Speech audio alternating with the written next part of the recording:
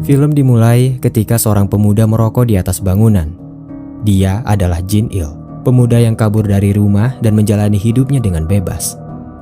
Begitu juga dengan pacarnya Kayong. Mereka hidup di jalanan dan selalu berpindah-pindah. Dua teman lainnya yang merupakan sepasang kekasih, Bonggil dan Mingyong, mengikuti jejak mereka dan selalu hidup bersama. Berbagai cara mereka lakukan untuk bertahan hidup, sekalipun cara tersebut salah. Mencuri, menjual barang ilegal, menipu, apapun itu yang menghasilkan uang dengan cepat akan mereka lakukan. Tentu saja perjalanan hidup mereka tidak akan mudah. Banyak sekali ancaman di dunia luar yang sudah menanti mereka. Suatu ketika, Kayong merayu seorang pria seolah-olah dia menjual dirinya. Padahal dia dan teman-temannya akan menjebak pria itu dan mengancamnya dengan kasus pelecehan anak di bawah umur. Biasanya mereka berhasil melakukan itu, namun kali ini berbeda karena pria yang mereka hadapi tidak seperti biasanya. Dia adalah Hyung-suk, bos karaoke yang terlihat sangar dan bertubuh kekar. Kedatangan Hyung-suk saat itu bukan untuk bermalam dengan Kayong. Dia mengajaknya untuk bekerja di tempat karaoke miliknya sebagai wanita penghibur. Kayong tidak bisa menerima ajakan itu. Dia juga berusaha mencari celah untuk bisa menghubungi teman-temannya. Namun, dia seakan tidak diberi kesempatan untuk itu. Di saat yang sama, Jin-il mulai khawatir karena Kayong tak kunjung memberikan kabar, hingga akhirnya dia mendatangi motel tempat mereka bertemu. Setibanya di kamar, Hyung-suk menyadari jebakan tersebut dan memberikan pelajaran kepada mereka.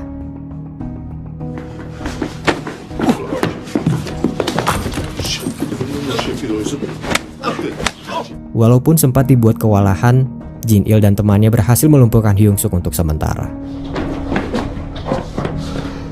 Setelah itu, mereka mencuri mobil Hyung-suk dan pergi sejauh mungkin. Setelah memasang iklan untuk menjual mobil itu, mereka menemui calon pembeli di sebuah jalan.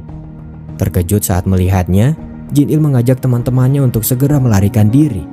Ternyata calon pembeli itu adalah Song-hun, kenalan di masa lalu yang mempunyai masalah serius dengannya. Jin-il dan Kayong berlari secepat mungkin sebelum akhirnya bersembunyi di sebuah parkiran yang gelap. Song-hun tidak berhasil menemukan mereka dan akhirnya membawa pergi mobil Hyung-suk yang dicuri. Setelah terpisah dan menunggu cukup lama, Jin-il dan yang lainnya berkumpul kembali di sebuah tempat makan sembari menyesali kejadian tersebut karena gagal mendapatkan uang. Di saat yang sama, Hyung-suk dan anak buahnya mulai mencari jejak Jin-il berdasarkan rekaman CCTV di bangunan terdekat. Setelah mendapatkan informasi dari anak buahnya yang lain, Hyung-suk mendapatkan lokasi terakhir Jin-il dan teman-temannya. Tak butuh waktu lama, Hyung-suk akhirnya menemukan mereka lalu menyeret Jin-il dan Kayong ke dalam mobil.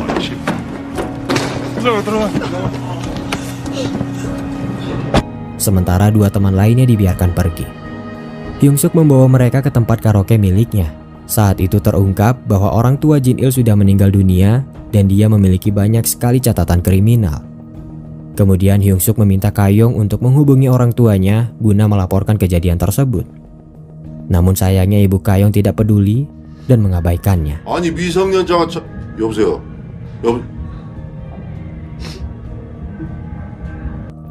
Karena tidak ada wali yang akan bertanggung jawab, Jin-il harus mengganti biaya kerugiannya sendiri sebesar $230.000 dan Kayong harus bekerja di tempat karaoke sebagai jaminannya. Setelah berjanji kepada Kayong bahwa dia akan segera menebusnya, Jin-il pergi dan melanjutkan kehidupan gelapnya. Karena tidak memiliki banyak uang, Jin-il dan yang lainnya tidur di sebuah gudang parkiran umum, sementara Kayong dibawa menuju apartemen bersama wanita penghibur lainnya. Singkat cerita, Jin-il sudah mengumpulkan sejumlah uang dari hasil mencuri. Dia juga mencicil utangnya kepada Hyung-suk agar Kayong bisa segera dibebaskan. Keesokan harinya, Hyung-suk pulang ke rumah dan menemui putrinya yang akan pergi sekolah. Dia terlihat seperti ayah baik pada umumnya yang memanjakan putrinya dan bersikap lembut kepada sang istri yang tidak mengetahui bisnis gelapnya itu. Tidak lama kemudian, Hyung-suk mendapat kabar dari anak buahnya tentang mobil miliknya yang dibawa kabur Song-hun tempo hari. Mereka pun akhirnya bertemu di sebuah jalan untuk menyelesaikan masalah tersebut. Bukannya berunding, Song-hun malah menyerang Hyung-suk dan anak buahnya tanpa alasan yang jelas. Untung saja Hyung-suk bisa mengatasi itu dan membuatnya babak belur. Song Hun menjelaskan bahwa mobil Hyung Suk sudah tidak ada lagi dan dia akhirnya diberi dua pilihan untuk menggantinya atau menggadaikan mobil miliknya saat itu. Dengan terpaksa, Song Hun akhirnya sepakat untuk menggadaikan mobilnya hingga utangnya bisa terbayarkan. Dari kejadian tersebut, Song Hun akhirnya tahu bahwa Kayong dan Jin Il secara tidak langsung memiliki hubungan dengan Hyung Suk dan hal itu membuatnya semakin dekat dengan mereka. Saat itu juga terungkap bahwa di masa lalu Song Hun dan Jin Il merupakan satu komplotan. Song Hun mengaku bahwa Kayong adalah kekasihnya di masa lalu dan Jin Il merebutnya saat dia terjerat kasus pembunuhan dan masuk penjara. Hal itulah yang membuat Song Hun sangat ingin membalaskan dendamnya kepada Jin Il dan merebut kembali Kayong. Setelah mendengar ocehan tersebut, Hyung Suk tidak menanggapi dan pergi meninggalkannya. Di malam hari, Jin Il dan temannya pergi makan malam di sebuah kedai sederhana. Saat itu Jin Il melihat berita perampokan yang terekam kamera pengawas, yang dimana pelakunya adalah dia di masa lalu sebelum bertemu dengan Bonggil. Berita itu membuat Jin Il gelisah, terlebih dia belum bisa membebaskan Kayong. Pada akhirnya, Jin Il mengajak Bonggil untuk menipu kriminal saat bertransaksi. Sayangnya rencana itu gagal dan mereka harus terlibat perkelahian. Keberuntungan sedang tidak berpihak, di mana Bonggil tertusuk pisau dalam perkelahian tersebut. Jin Il yang panik segera membawanya ke rumah sakit dan untungnya luka tersebut tidak parah. Pacarnya yang ada di sana marah karena Jin Il sudah melibatkannya ke dalam kasus berbahaya hanya untuk menebus Kayong yang sebenarnya baik-baik saja. Sadar sikap egoisnya telah membahayakan orang lain, Jin Il pergi setelah membayar biaya rumah sakit temannya itu. Merasa putus asa dengan masalah yang sedang dia hadapi, Jin Il mendatangi rumah pamannya untuk meminjam uang. Pamannya yang sedang bekerja marah karena dia sudah berusaha merawatnya sebaik mungkin setelah orang tuanya meninggal, tapi disia-siakan karena Jin Il memilih untuk hidup di jalanan. Oleh karena itulah, pamannya tidak mau lagi berurusan dengan masalahnya. Di saat yang sama, keadaan semakin kacau setelah polisi menyadari kejahatan Jin Il saat merampok toko. Polisi mendatangi Bonggil yang ada di rumah sakit untuk menanyakan keberadaannya. Polisi sudah tahu bahwa dia cukup dekat dengannya, karena dia kedapatan pergi ke minimarket bersama Jin Il beberapa hari yang lalu. Setelah mendapat informasi rumah paman Jin Il, polisi segera mendatanginya. Tidak butuh waktu lama, Jin Il yang belum lama berada di wilayah tersebut akhirnya tertangkap. Merasa itu adalah akhir dari perjuangannya, Jin Il meminta polisi untuk menyelidiki tempat karaoke Hyung Suk dengan tuduhan dia sudah mempekerjakan gadis di bawah umur. Saat dibawa menuju kantor polisi, Jin Il bertemu kembali dengan Bonggil yang sedang dimintai keterangan atas keterlibatannya dengan Jin Il. Jin Il yang mendengar itu menepis dan berusaha melindungi Bonggil bahwa dia tidak ada kaitannya dengan kasus kejahatan manapun. Sementara itu, Hyung Suk kembali menghadapi Song Hun yang datang ke rumahnya tanpa izin. Dia bisa menemukan alamat rumahnya karena anak buahnya pernah ditugaskan untuk mengikuti Hyung Suk. Tujuan dia adalah membuat kesepakatan bahwa mobil yang digadaikan sebelumnya akan diserahkan kepada Hyung Suk, asalkan dia mau memberitahu keberadaan Jin Il dan Kayong. Merasa takut keluarganya akan terseret ke dalam masalah tersebut, Hyung Suk akhirnya setuju dan akan memberitahu keberadaan Jin Il. Di malam harinya, Jin Il bekerja sama dengan para polisi untuk menjebak Hyung Suk di tempat karaoke-nya. Sayangnya Hyung Suk menyadari keberadaan polisi dan dia berpura-pura tidak mengetahui apapun tentang Kayong dan juga wanita penghibur lainnya. Ternyata Kayong dan wanita lainnya sudah disembunyikan belum lama setelah para polisi itu datang.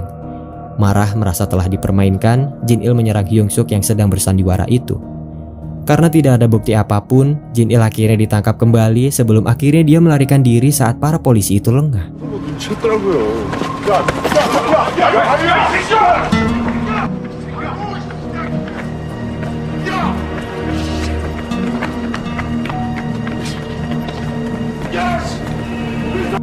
Keesokan harinya, Hyung Suk pulang dari tempat karaoke dan dia tidak sengaja menemui putrinya saat berangkat sekolah. Tanpa dia sadari, Jin Il sudah mengintainya dari kejauhan.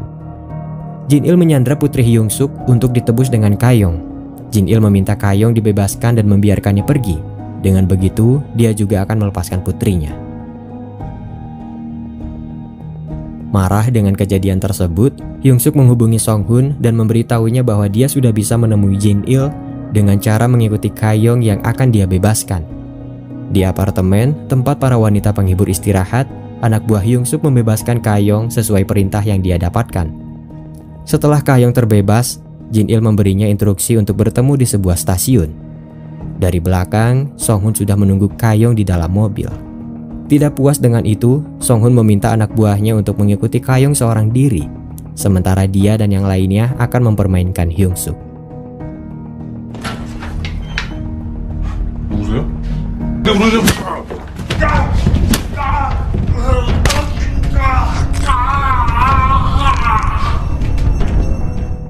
Setelah mengalahkan penjaga di apartemen, Song Hun meminta mereka menjelaskan maksud dan tujuan Hyung Suk yang sebenarnya. Setelah dijelaskan bahwa Putri Hyung Suk disandra oleh Jin Il, Song Hun memanfaatkan keadaan tersebut. Dia mengancam bahwa anak buahnya akan menculik Putri Hyung Suk. Hyung Suk yang mengetahui itu terpaksa memohon kepada Song Hun untuk tidak mengganggu putrinya. Harga dirinya sangat direndahkan oleh pemuda picik itu.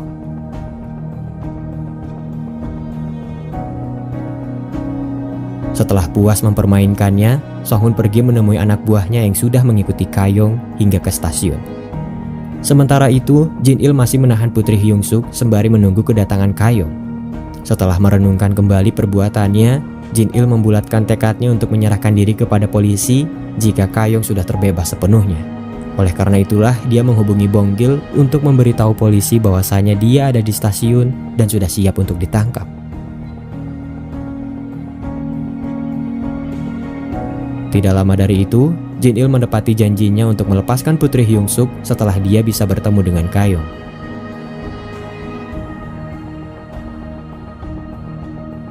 Hyung Suk segera mengabari putrinya untuk pergi ke tempat ramai di mana dia akan menjemputnya. Di saat yang sama, Song Hun akhirnya tiba di stasiun. Di sana dia berkelahi dengan Jin Il yang berusaha melindungi Kayong.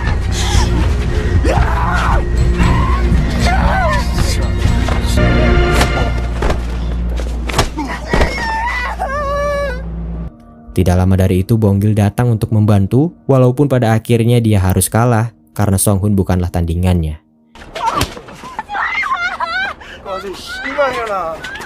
Sementara itu, Hyung Suk akhirnya bisa menemui putrinya di sebuah mall.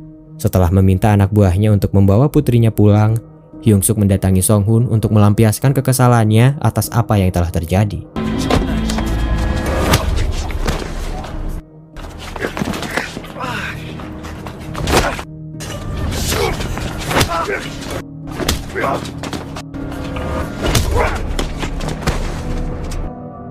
Setelah membuat Song Hun dan anak buahnya tidak berdaya, Hyung Suk meraih Jin Il untuk menghajarnya karena sudah menculik putrinya itu.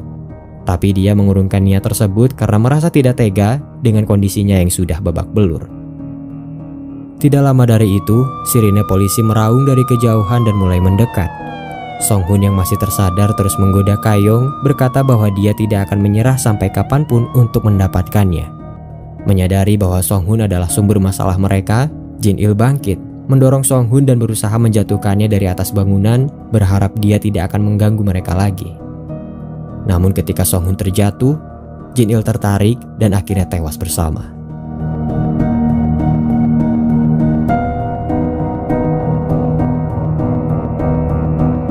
Film ini berakhir ketika polisi datang dan menangkap mereka semua yang terlibat, termasuk Hyung Suk, atas kejahatan yang telah dia perbuat.